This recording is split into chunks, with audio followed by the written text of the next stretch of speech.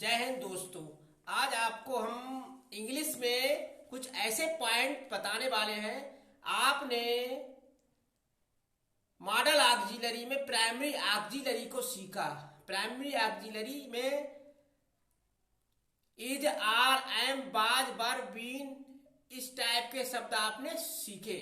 अब मैं आज आपको मॉडल ऑक्सिलरी, मैंने जो मॉडल है, जो ऑक्सिलरी है, उसको दो भागों में डिवाइड किया था। उस ऑक्सिलरी को प्राइमरी ऑक्सिलरी और मॉडल ऑक्सिलरी दो पार्टों में डिवाइड किया था।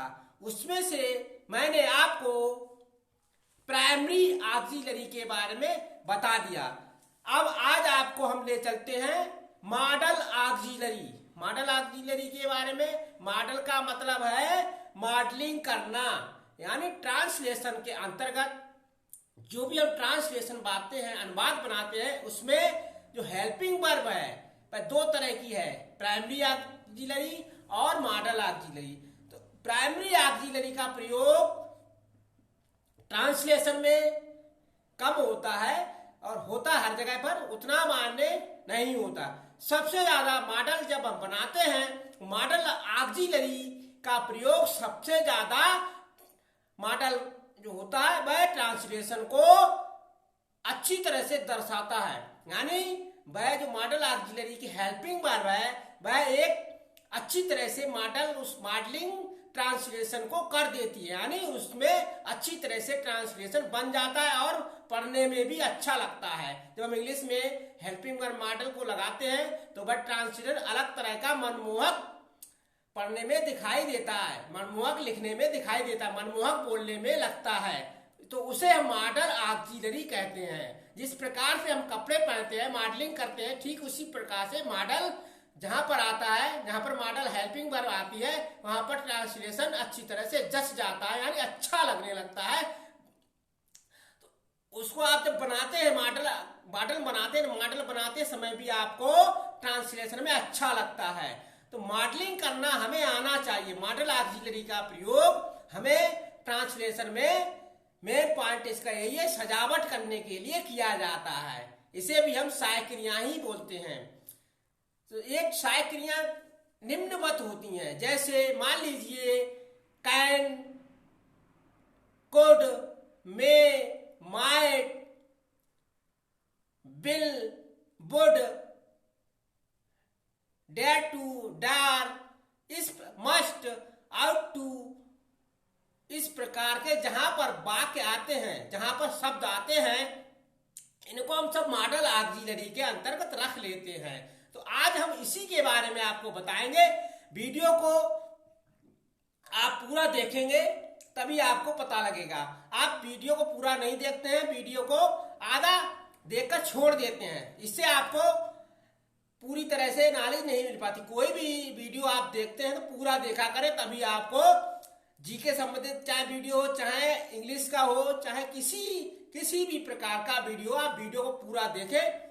और आप जब वीडियो को सब्सक्राइब करते हैं, आप वीडियो में कमेंट में जाकर कमेंट लिखते हैं, तो वीडियो आपके पास नए नए वीडियो उस प्रकार के आते हैं। तो आप सब्सक्राइब करते हैं, तुरंत ही हमारा चैनल खुल जाता है और आप उसमें हर तरह का वीडियो देख सकते हैं। तो आप चैनल को सब्सक्राइब करना ना भूलें।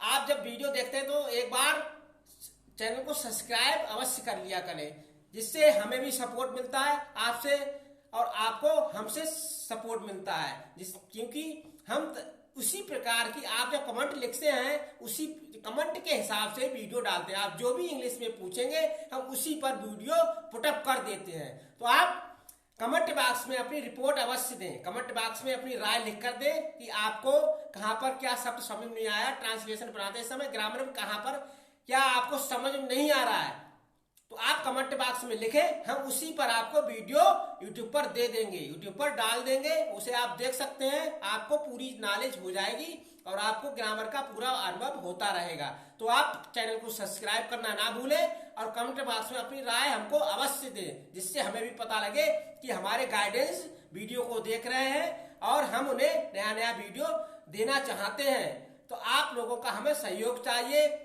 और यही आपसे विनती है कि आप वीडियो को सब्सक्राइब अवश्य करें और अपनी कमेंट बॉक्स से रिपोर्ट अवश्य दें। तो चले वीडियो आगे ले चलते हैं और आपको बताते हैं मॉडल ऑक्सिलरी में किस प्रकार से हम कौन कौन से शब्द हेल्पिंग वर्ब के रूप में लगाते हैं। चलिए वीडियो स्टार्ट करते हैं। अपनी कॉपी खोल लीजिए और लिखना स्टार्ट कर दीजिए। अब आप वीडियो को ध्यान से देखें कि मॉडल ऑक्सिलरी में कौन कौन से शब्द आते हैं। आप जब मॉडल ऑक्सिलरी बनाते हैं तो उसमें कौन कौन से वर्ड उसके अंदर हेल्पिंग वर्ब के रूप में फिट किए जाते हैं। आप वीडियो स्क्रिप्ट बिल्कुल ना करें, पूरा वीडियो देखें, तभी आपको समझ में आएगा। मॉडल,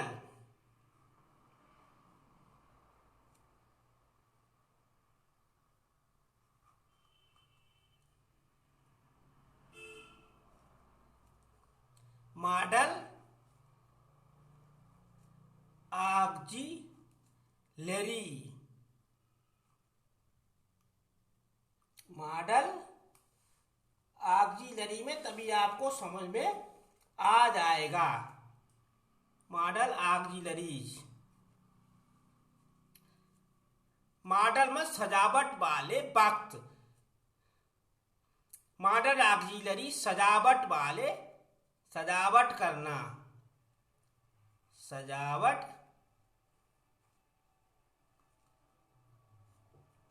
ऑक्सिलरी का मतलब सजावट, मॉडल में सजावट शब्द,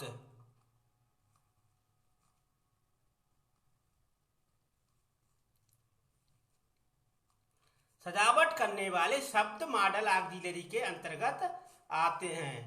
एक एक वर्ड आपको बताते जाएंगे। वीडियो को आप पूरा देखेंगे तभी आपको हर वाक्य बनाना आ जाएगा।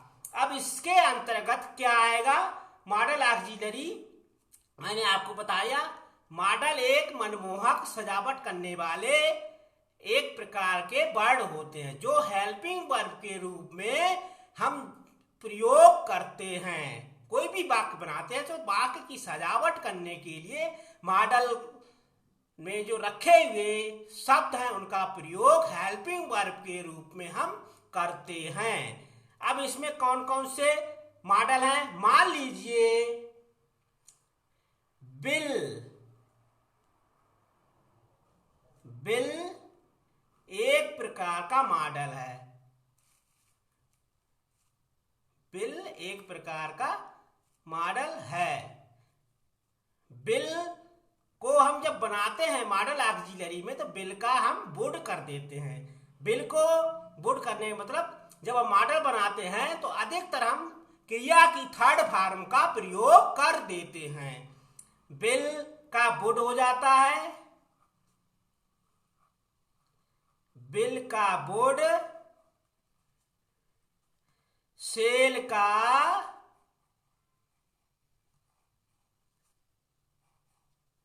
शुड हो जाता है,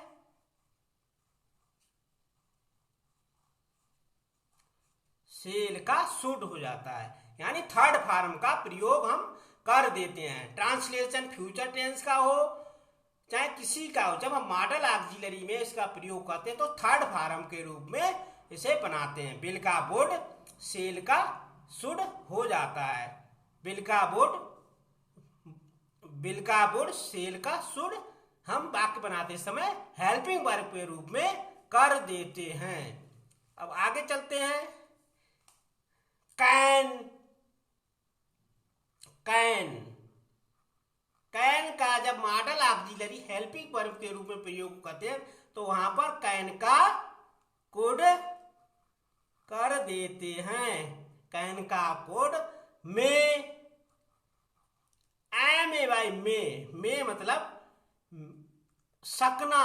इन सब, कैन का मतलब भी सकना होता है, कुड का मतलब सका, मे का मतलब सकना और मे का माइट, MIGHT, मे का माइट हो जाता है यानी सकता, मे का माइट। ऐसे ही dare to, dare to need to, इस प्रकार के वाक्य आते हैं। वहां पर भी डेयर टू मतलब असाधारण यानी थोड़ा सा कंपन करने वाला, डेयर साहस, नीड टू मत आवश्यकता, जहां पर आवश्यकता होती है वहां पर नीड टू का प्रयोग हम कर देते हैं। ऐसे ही must, M U S T, must का प्रयोग भी हम मॉडल ऑक्सिलरी के रूप में करते हैं। इनको हम ज्यों का त्यों लग देते हैं। Need to, dare to, must, इस प्रकार के वाक्य होते हैं, इनको हम ज्यों का त्यों रख देते हैं। इन्हें हम मॉडल ऑक्सिलरी में फेरबदल नहीं करते हैं। तो आपने वीडियो में देखा कि आपको मैंने मॉडल ऑक्सिलरी बनाते समय किस प्रकार से हम इनका प्रयोग करते हैं। ये वाक्य ट्रांसलेशन की सजावट के लिए ही किए जाते हैं।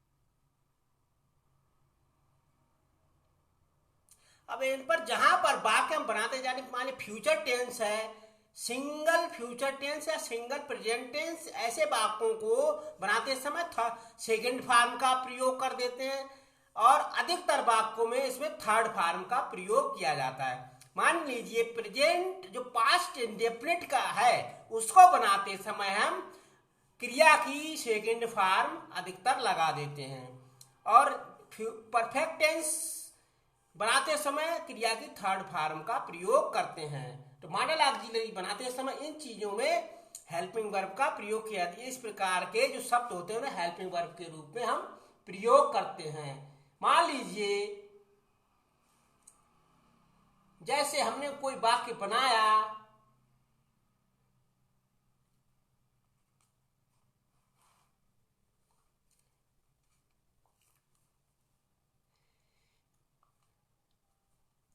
अब मैंने कोई वाक्य बनाया, मान लीजिए ही, example,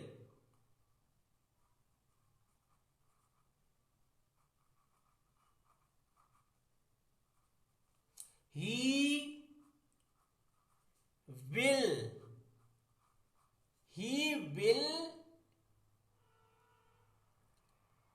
go to, he will go to school,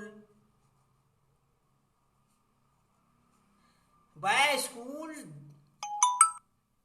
जा सकता है। ऐसे ही हम वहां बना देंगे। फिर इसका क्या करेंगे, हम थर्ड फॉर्म का प्रयोग यहां पर कर देंगे। ही, मैंने बताया था बिल का वुड हो जाए, ही वुड, के कुछ नहीं बदलेंगे, he would go to school, कुछ हमने फेरबदल नहीं किया। He will go to school, he would go to school, क्रिया वही रहती है, केवल हम सजावट के लिए इसमें बिल का वुड कर देते हैं। आप देख रहे हैं। तो मॉडल ऑक्सिलरी को आपकी नॉलेज मिली होगी। मॉडल ऑक्सिलरी सजावट वाले वाक्य होते हैं। इनमें कौन कौन शब्द है, बिल का वुड, सेल का शुड, कैन का कुड, मे का might, dare to, need to, must और आउट टू, यहां पर लिख देंगे आउट, एयू, आउट टू।